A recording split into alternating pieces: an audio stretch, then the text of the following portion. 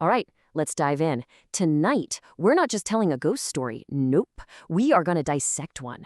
We're stepping right inside what might be the most infamous haunted house in all of literature to really understand how it watches, how it waits, and how it consumes. I mean, what an opening line, right? Shirley Jackson kicks off her masterpiece with this absolutely chilling declaration. And it tells you everything you need to know. This story isn't about ghosts in a house, it's about a house that is the haunting, a place born with a kind of sickness in its very bones. Okay, so who are we dealing with here? Let's meet the players. We've got our scholar, Dr. John Montague. We have Theodora, or Theo, the telepath. Luke Sanderson is the heir, kind of the skeptic. And then there's Eleanor Vance, our sensitive protagonist. But look at that last name on the list. That's the most important one. Hill House isn't just the setting, it is the antagonist. It's a living, breathing character in this whole tragedy. So here's the setup. Dr. Montague, this paranormal researcher, decides to run a classic experiment. He rents the notorious Hill House for the summer, gathers this group, all in the hopes of finding some real proof of the supernatural. But what's truly waiting for them isn't a ghost, it's the house itself. And he is about to get way more than he bargained for. Now, this is what's so brilliant. The house starts its assault before a single ghost even appears. It's architecturally, well, insane. Nothing is quite square, no line is quite true. It's designed to subtly, relentlessly, just throw you off balance the moment you step inside. And this is the house's method. It uses these physical traps to create psychological ones. It's a constant, low-level attack on your senses. And for Eleanor, who has spent her entire life feeling off-kilter and out of place, this strange, wrong house, it feels terrifyingly familiar. It's almost like a reflection of her. It feels like recognition.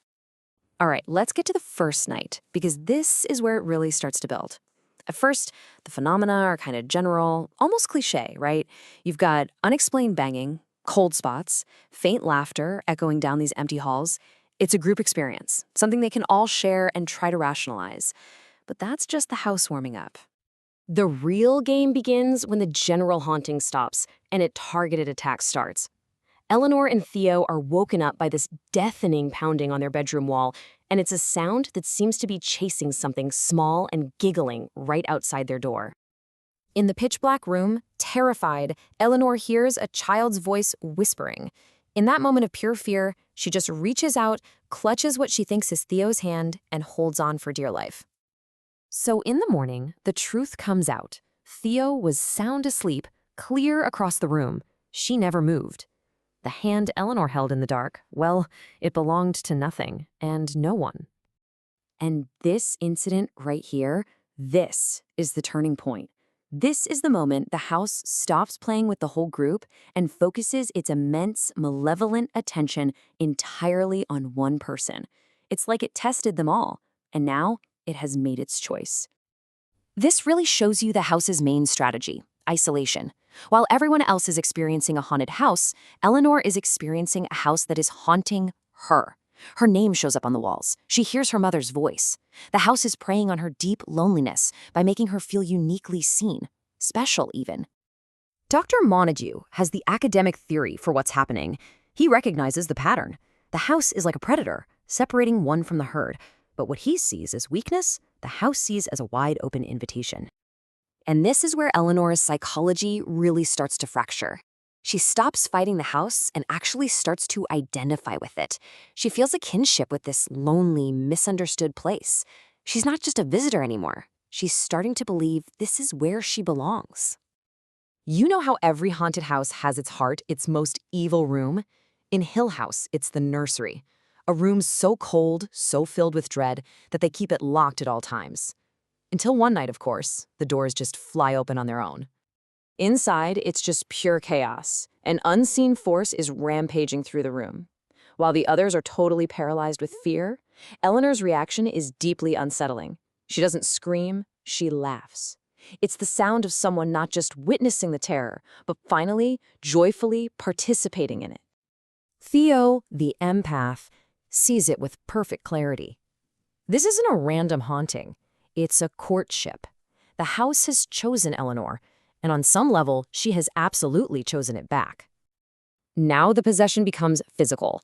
Eleanor is no longer in full control of her own body. She wakes up at the very top of a dangerously unstable spiral staircase in the library tower, with absolutely no idea how she even got there. When the others rescue her, her explanation is terrifyingly calm. She wasn't trying to escape the house. She was answering its call to come up, to become part of it. The surrender is nearly complete. So now we get to the climax. The group finally understands the extreme danger Eleanor is in. Montague makes the call. The experiment is over. For her own safety, Eleanor has to be forced to leave Hill House. Immediately. But from Eleanor's perspective, this isn't a rescue. It's an eviction. They aren't saving her. They're tearing her away from the only place that has ever wanted her, the only place she has ever felt at home. She panics, fighting them with all her strength. They get her into the car, and she speeds down that long driveway. But the house is not letting her go.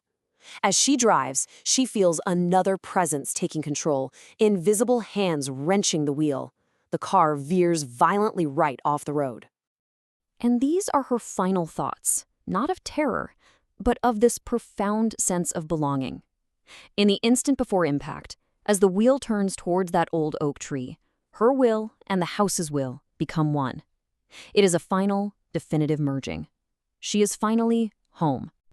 And this is Dr. Montague's conclusion in his published research, a cold, detached, academic summary.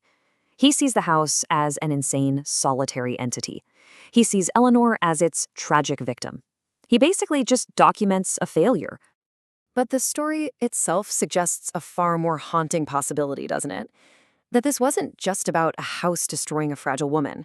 It was about two lonely entities finding each other. Montague writes that whatever walks in Hill House walks alone. But after Eleanor, you have to wonder. Perhaps it doesn't anymore.